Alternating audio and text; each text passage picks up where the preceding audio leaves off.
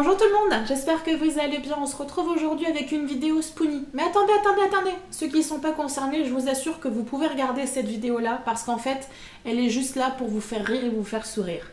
Dans cette vidéo, je vais aborder les phrases que j'ai pu entendre dans mon parcours médical et du coup, je peux vous assurer qu'il y en a certaines qui valent leur pesant de cacahuètes. Donc si c'est un sujet qui vous intéresse, je vous invite à rester avec moi. A tout de suite.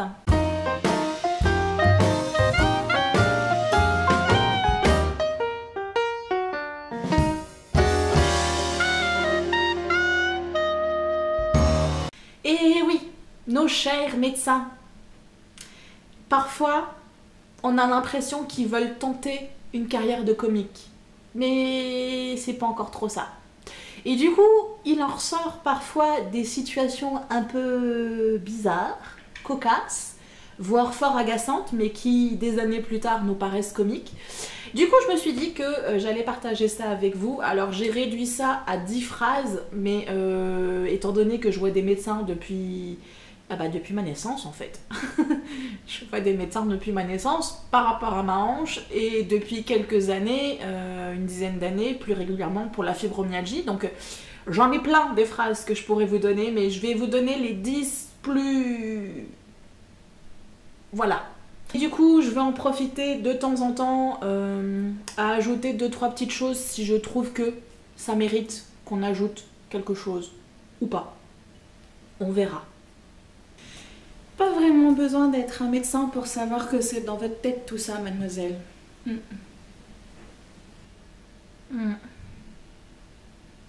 C'est dans ma tête.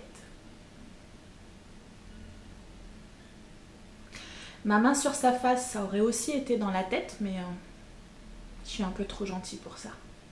Vous voulez que je vous dise, un peu de douleur, ça pimente la vie. Ah non, les tripes 50 nuances degrés, c'est pas trop mon truc. Désolée. Non, vous souriez trop pour avoir vraiment mal.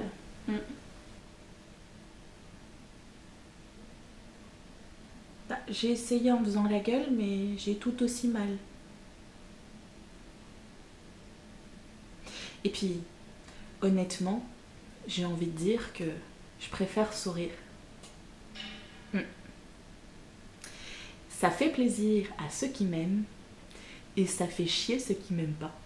Non, il y a vraiment quelque chose qui me dérange. Vous êtes trop apprêté, voilà. Non, j'adhère pas. Vous êtes trop apprêté pour avoir vraiment mal. Note à moi-même. La prochaine fois, j'arrive en mode pouilleuse pour voir le médecin. Ceci dit, je vais faire un petit aparté. L'apparence, quand on est malade ou quand on est en crise, c'est quelque chose qui peut être très important pour nous aider à tenir notre fil et à rester en équilibre, alors que psychologiquement, moralement, on pourrait basculer.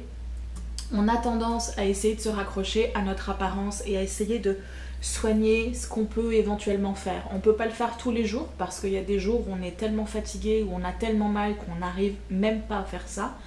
Mais quand on arrive encore à pouvoir soigner son apparence, du coup c'est quelque chose que l'on va faire parce que on a l'impression qu'on garde encore un petit peu de, j'allais dire de dignité, peut-être pas aller aussi loin, mais disons que c'est quelque chose qui nous aide. En tout cas, moi, c'est quelque chose qui m'aide et qui m'a beaucoup aidé quand j'étais pas bien moralement, que j'avais mal et que j'étais très fatiguée et que j'avais l'impression que le monde autour de moi ne comprenait absolument pas ce que je vivais, notamment quand j'étais justement dans ce parcours pour faire reconnaître ma fibromyalgie et travailler avec la médecine du travail pour éventuellement un licenciement.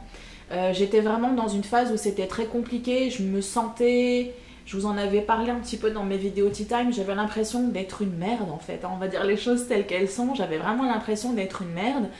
Et du coup j'essayais de contrecarrer ça en faisant attention à moi, en me maquillant, en me coiffant un minimum et en essayant de donner le change, en souriant, etc. Donc c'est...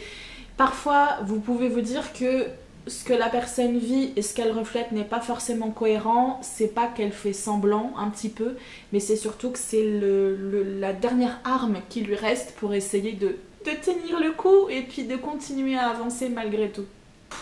Vous êtes un peu jeune quand même pour avoir toutes ces douleurs. Hein. Oui, bah ça, je sais que j'ai des douleurs, mais en même temps, c'est pas ma faute, hein. J'ai rien demandé, moi. Je suis trop jeune, je suis trop jeune. Non. Je peux pas vous opérer pour la hanche, là. Vous êtes beaucoup trop jeune. Ça va pas être bon pour vous pour la suite, mais... Par contre, si vous avez un accident, là c'est bon, je peux vous opérer. Est-ce qu'il est vraiment en train de me conseiller que je passe en dessous d'une voiture pour qu'il m'opère?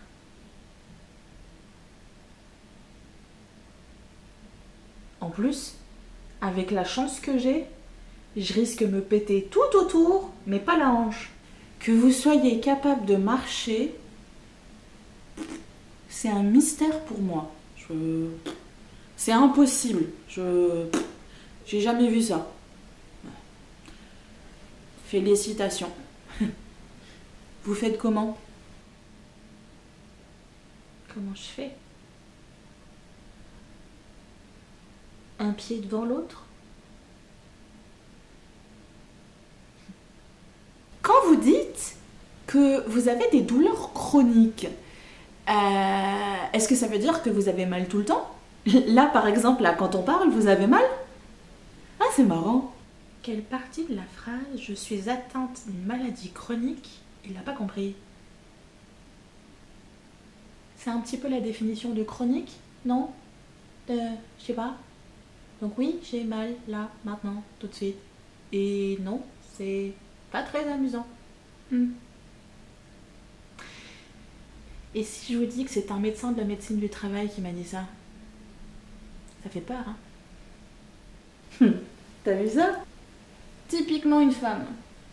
Un peu trop émotive, qui s'écoute trop. Vous voulez que je vous dise? Se faire violence, ça n'a jamais fait de mal. Il est sérieux, lui?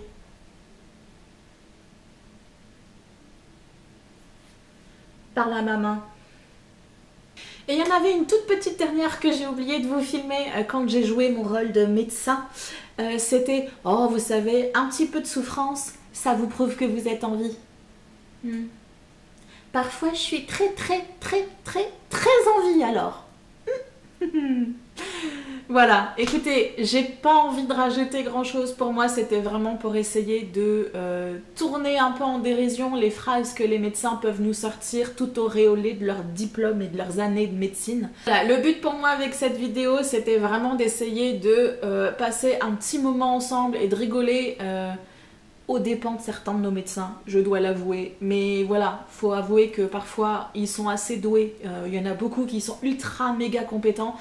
Mais il y en a d'autres, c'est des petits rigolos quand même. Alors c'est vrai que sur le moment, on prend pas ça forcément à la rigolade. Moi quand j'ai reçu la plupart des phrases, j'avais pas trop le cœur à rire. Mais avec le temps, je finis par en rigoler tellement la situation est absurde. Et tellement les réactions en face de nous sont parfois complètement déconnectées de la réalité et déconnectées de ce que l'on peut vivre. Et j'espère que cette vidéo vous a fait un petit peu sourire, sinon beaucoup rire, et qu'elle pourra vous servir en défouloir pour de prochaines séances si vous n'avez pas le moral.